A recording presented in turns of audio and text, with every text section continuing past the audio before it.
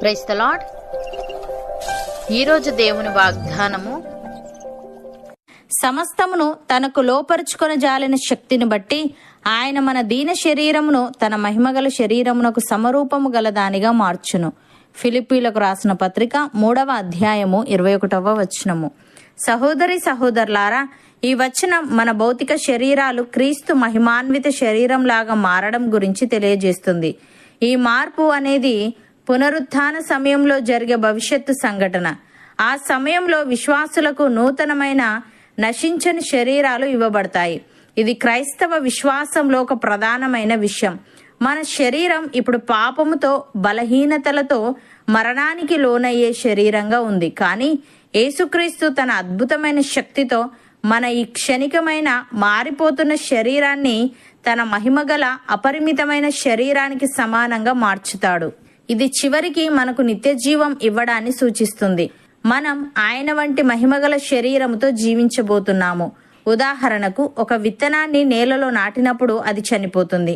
కానీ అది చనిపోవడం వల్ల ఒక అందమైన మొక్క బయటికి వస్తుంది.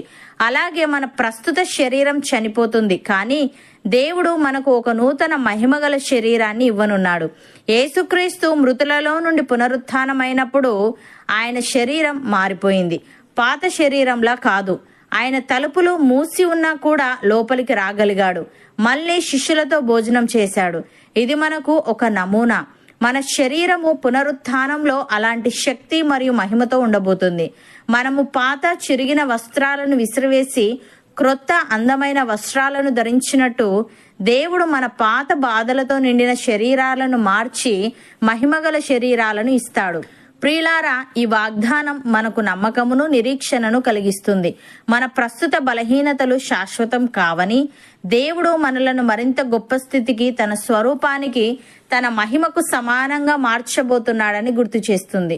భక్తుడు ఈ విధంగా అంటున్నాడు: ప్రియులారా, ఇప్పుడు మనము దేవుని పిల్లలమై ఉన్నాము. మనం ఇక ఏమవుదుమో అది ఇంకా ప్రత్యక్షపరచబడలేదు, గాని ఆయన ప్రత్యక్షమైనప్పుడు ఆయన ఉన్నట్లుగానే ఆయనను చూతుము గనుక ఆయనను పోలి ఉందుమని ఎరుగుదుము. ఆయన యందు ఈ నిరీక్షణ పెట్టుకొనిన ప్రతి వాడును ఆయన పవిత్రుడై ఉన్నట్టుగా తన్ను పవిత్రునిగా చేసుకొనును అని. ప్రియులారా, మనము దేవుని పిల్లలమని ఆత్మ తానే మన ఆత్మతో కూడా సాక్ష్యం ఇచ్చుచున్నాడు. మనము పిల్లలమైతే వారసులము, అనగా దేవుని వారసులము. క్రీస్తుతో కూడా మహిమ పొందుటకు ఆయనతో శ్రమపడిన ఎడల క్రీస్తుతోడి వారసులము. అపోస్తలుడైన పౌలు కొరింథీయులకు రాస్తూ ఈ విధంగా అంటున్నాడు: సహోదరులారా, మన ప్రభువైన క్రీస్తు యేసునందు మిమ్మును గూర్చి నాకు కలిగి ఉన్న అతిశయముతోడు నేను దినదినమును చనిపోవుచున్నాను అని చెప్పుదును.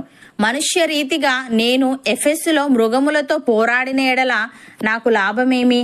మృతులు లేపబడని ఎడల రేపు చనిపోదుము గనుక తిందము, త్రాగుదము. మోసపోకుడి, దుష్ట సాంగత్యము మంచి నడవడిని చేర్పును. నీతి ప్రవర్తన గలవారై మేల్కొని పాపము చేయకుడి. దేవుని గూర్చిన జ్ఞానము కొందరికి లేదు. మీకు సిగ్గు కలుగుటకే ఇట్లు చెప్పుచున్నాను. అయితే మృతులు ఎలాగు లేతురు? వారెట్టి శరీరముతో వత్తురని ఒకడు అడుగును. ఓ అవివేకి, నీవు విత్తునది చచ్చితేనే గాని బ్రతికింపబడదు గదా.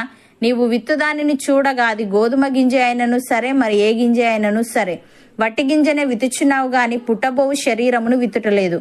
అయితే దేవుడే తన చిత్త ప్రకారము నీవు విత్తిన దానికి శరీరమును ఇచ్చును, మరియు ప్రతి విత్తనమునకును దాని దాని శరీరము ఇచ్చుచున్నాడు. మాంసమంతయు ఒక విధమైనది కాదు. మనుష్య మాంసము వేరు, మృగ మాంసము వేరు, పక్షి మాంసము వేరు, చేప మాంసము వేరు.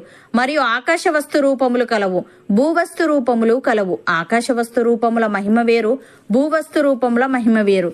సూర్యుని మహిమ వేరు, చంద్రుని మహిమ వేరు, నక్షత్రముల మహిమ వేరు. మహిమను బట్టి ఒక నక్షత్రమునకును మరి ఒక నక్షత్రమునకును భేదము కలదు గదా.